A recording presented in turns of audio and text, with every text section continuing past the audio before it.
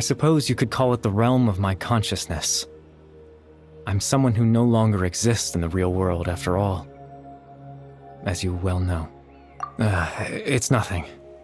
I still have enough strength to play the part of a good host. I've always hoped that I'd get the chance to talk to you like this, and now, the time has finally arrived.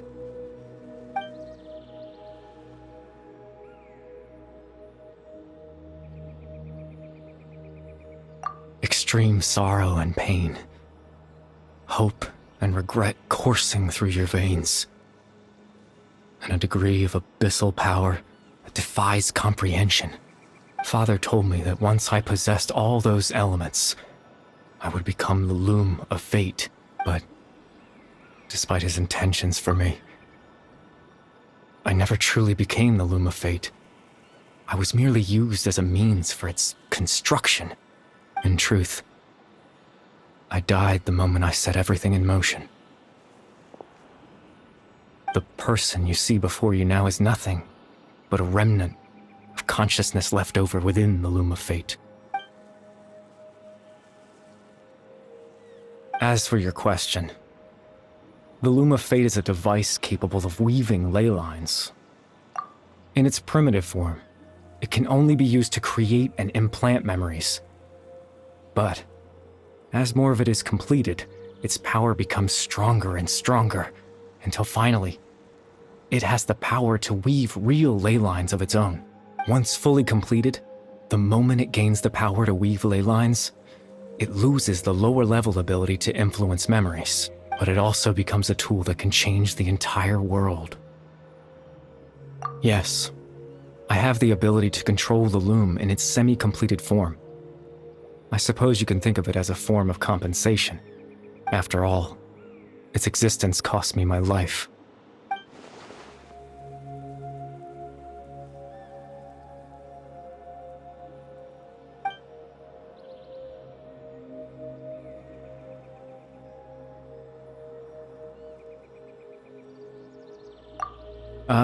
That. I was wrong to implant those memories. I'm sorry I caused so much trouble. Not only for everyone in the village, but for you as well. I just wanted them to feel like I once existed in this world. As if I had a chance at life.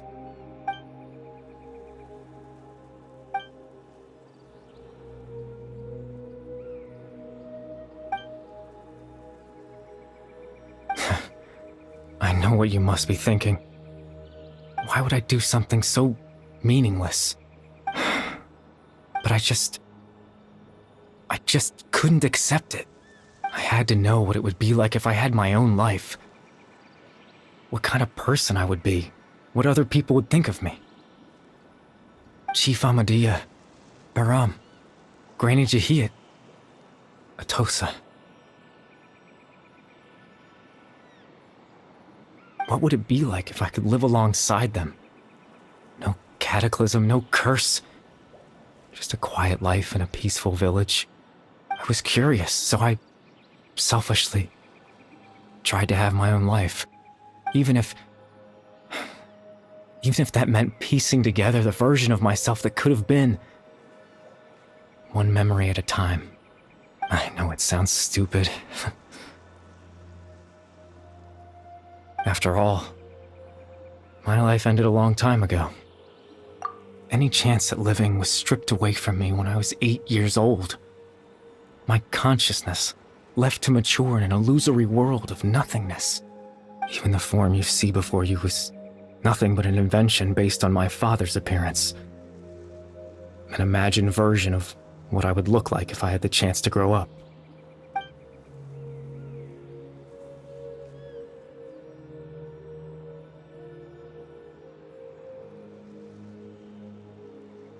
I know.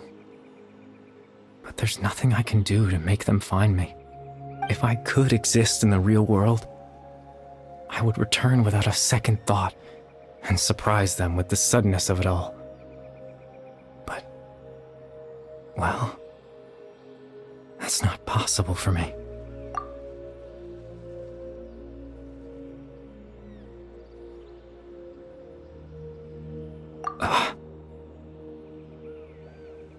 I know.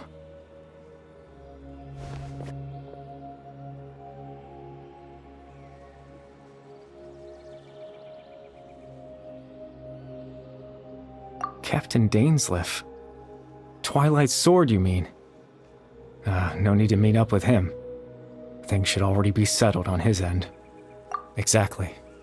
As someone who could only exist in people's memories, the fact that I'm able to talk to you in my consciousness like this can only mean one thing. The Loom of Fate has already been completed.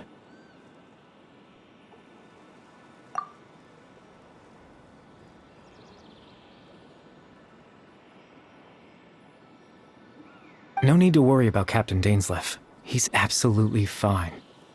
The only reason he lost the eye was because I happened to guess exactly what he was planning. Captain Dainsleif has had the eye inside his body this whole time, hasn't he? His plan was to lure the Abyss Order to a false location, capitalizing on their pursuit of the eye in order to have the chance to confront the princess.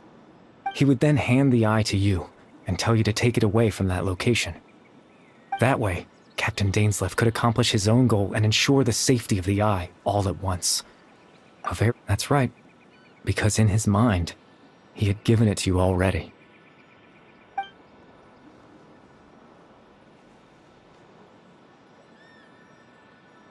Before you two entered that false location. Traveler, wait.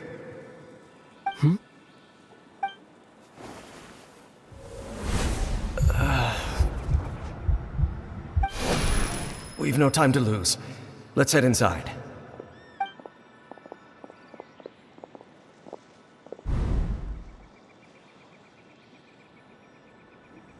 That was when I implanted the memory of him handing you the eye.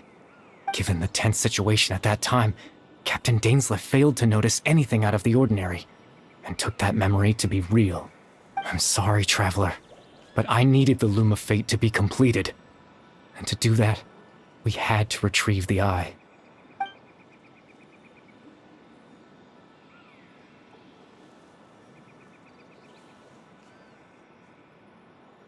I promise I'm not trying to conceal anything from you, but I truly have no idea what the princess is planning. Tevat's ley line system is deeply entrenched in the planet. Creating new ley lines can neither replace nor extend the ones that already exist. In the face of everything they could be planning, I fear I'm too insignificant to even get a glimpse of the bigger picture. In any case, I had my own use for the Loom of Fate, and my goal, at least, has been achieved. You remember my father, don't you? Clotar Alberic. I believe you saw him in your sibling's memory. After he used the power of the Abyss to restore consciousness to my hilichurl form, I suffered from an indescribable level of mental anguish. To comfort me, my father told me a story, that this was a fairy tale world where I had to take on the form of a little monster. That story managed to dispel my fears, even if just for a moment. My goal was simple: to use the Loom of Fate in its near-completed form, when its ability to create memories was at its strongest, to implant a specific memory into the minds of the hilichurls. In that memory, I would tell them a story, just like my father did for me. It was a story of fairy tales and love. But more than anything, it was the story of us.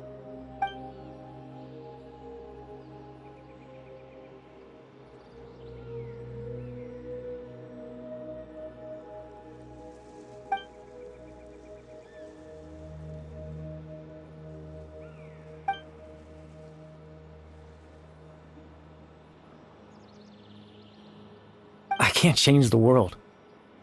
Not when I lost the very right to exist within it.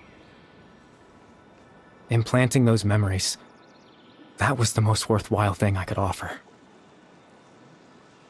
All that's left of my existence is a wisp of residual consciousness tied to the loom of fate. In truth, that trace of my consciousness should have dissipated long ago. My goal was the one thing that allowed me to hold on all this time. But now, the bedtime story is finished. And it's finally time to rest.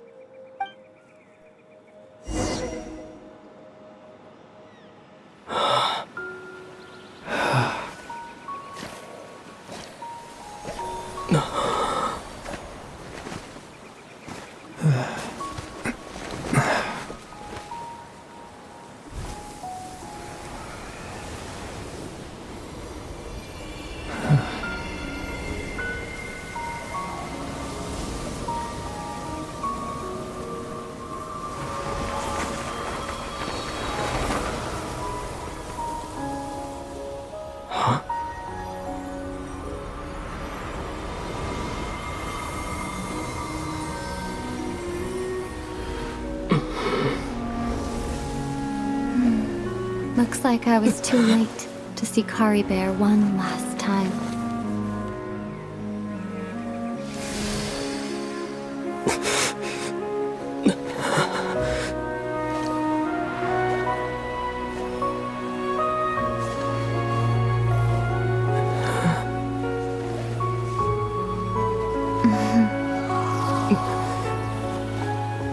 Kari Bear's consciousness is gone, and this space will soon disappear along with it. Neither of us belongs here. That's why we're not tangible. Were that not the case, I'd love to hug you too.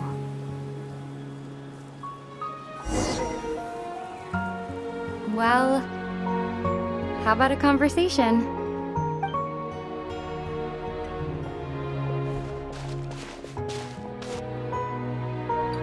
The chance to just stop and talk like this is certainly not easy to come by. Wouldn't you agree? That battle earlier was tough. The one against Dane, I mean. I didn't expect that after everything, he would still hesitate to raise his sword against me. Were it not for that, perhaps I'd still be no match for the Twilight Sword. Even after 500 years. The Loom of Fate, huh? I still haven't found a way to utilize it to its full potential. But there's still time before the heavenly principles awaken. Yes, for 500 years now, ever since the cataclysm in Conria, there's been no sign of activity. Not long ago, you witnessed the Hydro Archon destroy her divine throne. Yes? Such a flagrant disregard for the rules, and still Celestia took no action. I suppose that's proof enough of the Heavenly Principles situation. However, the Heavenly Principles will awaken. We just don't know when that will be, or what might trigger it. You could say that. Just look at Kari Bear.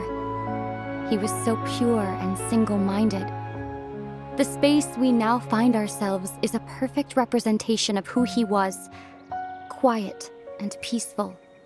Even as a hilly churl, seeing the terrible sight within the mirror wasn't enough to taint his spirit. He brought comfort to the people of this world, even though he was denied the very right to be a part of it. So ask yourself this.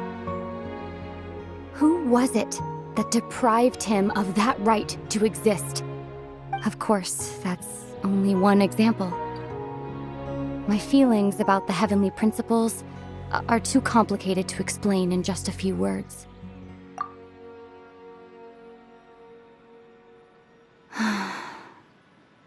Ether?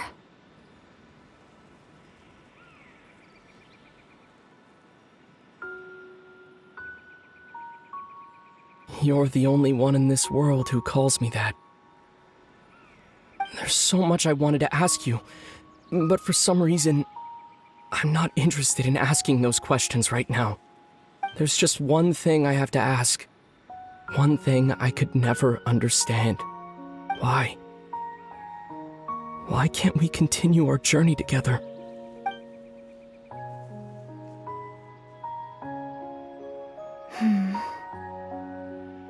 At the end of my journey, I arrived at a place known as the Sea of Flowers at the end. Do you remember? A long time ago, when we traveled between worlds together, you told me you wanted to find a place in the universe where that one flower was in full bloom. To have a place like that suddenly appear before me. Well, would you think of that as a coincidence? You mean... I miss you too, Ether. But as this war continues to rage, and as I continue to seek that final answer, I don't even know how to face myself sometimes, let alone my own brother. What's going on? This space has lost its tether. I doubt it'll be able to exist much longer. In fact, aside from our inability to physically interact with each other, there's something else you should know about this space. With Kari Bear gone, we won't be able to remember anything that happened here. Everything in this space will be wiped from existence, including all memory of our reunion. You're only telling me this now?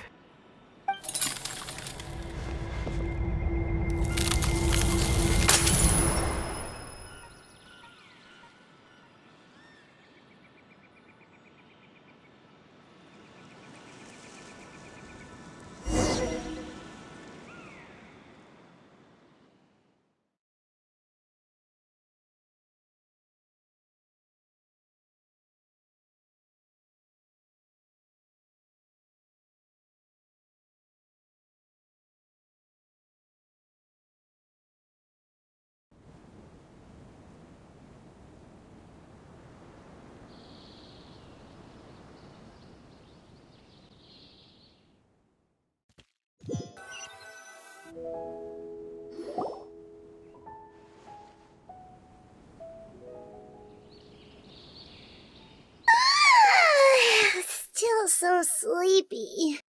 Paimon's head feels all